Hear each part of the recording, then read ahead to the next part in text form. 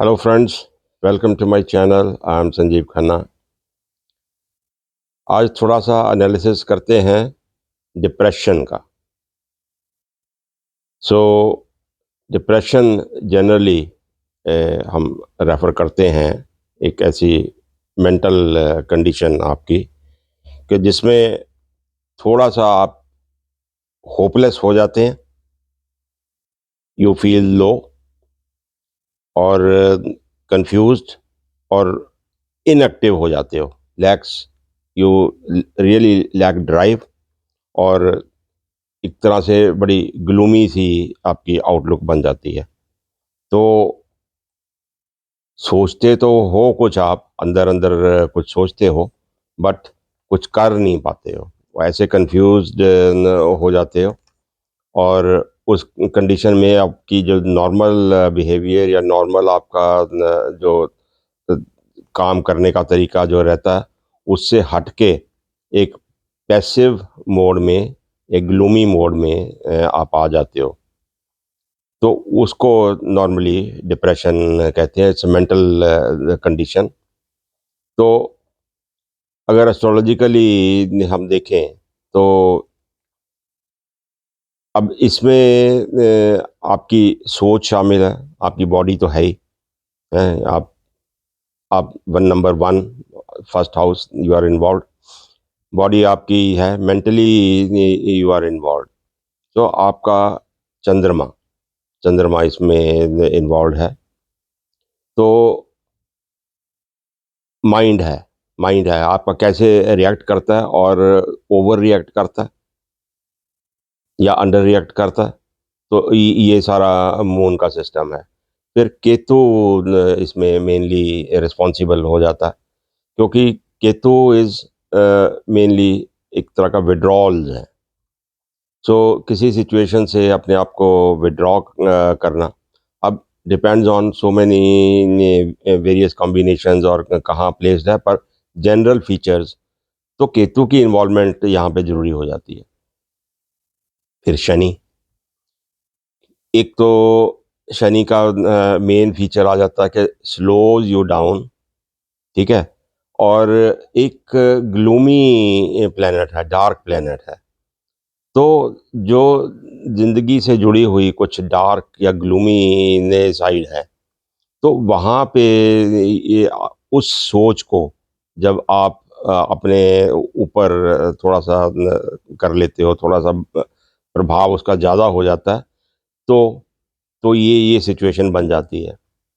तो Shani is also responsible. तो शनि, केतु ये 2 लोग न मिलकर जब चंद्रमा के साथ आपकी सोच पे सारा न इन्फ्लुएंस होता है, कब होता है, किस घर में है तो वो एक अलग बात। तो उससे एक डिप्रेशन कॉज़ होता है। तो एस्ट्रोलॉजिकली अभी की नाड़ी या केपी के हिसाब से हम देखते हैं, तो ये एक बड़ा परफेक्ट सा combination 2168, 2 2168 is a combination for depression. तो 1 नंबर आप खुद हैं, 2 नंबर हो गया आपका, 3 नंबर जो आपकी ड्राइव है, आपकी इंटेलिजेंस है, आपकी कम्युनिकेशंस है, इंटरनल एक्सटर्नल, तो वो सारी चीज़ों को नेगेट करता है नंबर 2। तो 216 वैसे ही बीमारियों से, क्योंकि मेंटल डिजीज़ है ये, तो वो हो गया। और 8 इज़ अगेन ए ग्लूमी, एक किस्म का जो घर है, तो क्रॉनिक चीज़ें हो जाती हैं, अनएक्सपेक्टेड चीज़ें हो जाती हैं। तो 2168 आपकी दशा भुक्ति में जब कभी आते हैं, इनका एक ही चाहे एज ए स्टार लॉर्ड एक ही घर में आ जाएं, स्टार लॉर्ड और सब लॉर्ड में मिल जाए आपको 2168। फिर प्लैनेट्स उसमें इन्वॉल्व, शनि, चंद्रमा, केतु जरूर होने चाहिए।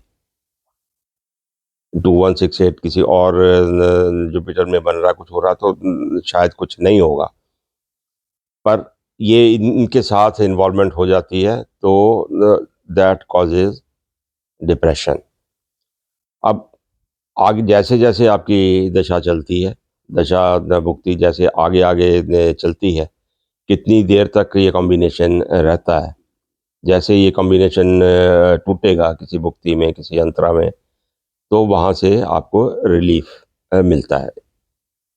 अगर लंबी दशा है और लंबी भुक्ति है तो लंबे टाइम तक ऐसा रहता है।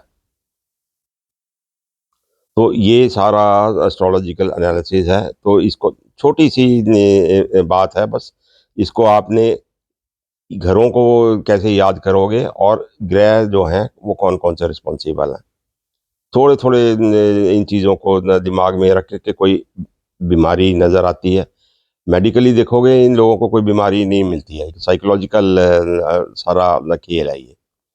तो उस किस्म से आप इन सारे घरों की इम्पोर्टेंस को न जानिए, देखिए और एक ग्रह कौन से रिस्पॉन्सिबल हैं, उस हिसाब से ये डिप्रेशन का कॉज़ बनता है। तो होप ये समरी में आपको समझ आ गया होगा। Thank you very much. Please subscribe the video and like the video and share it with your friends.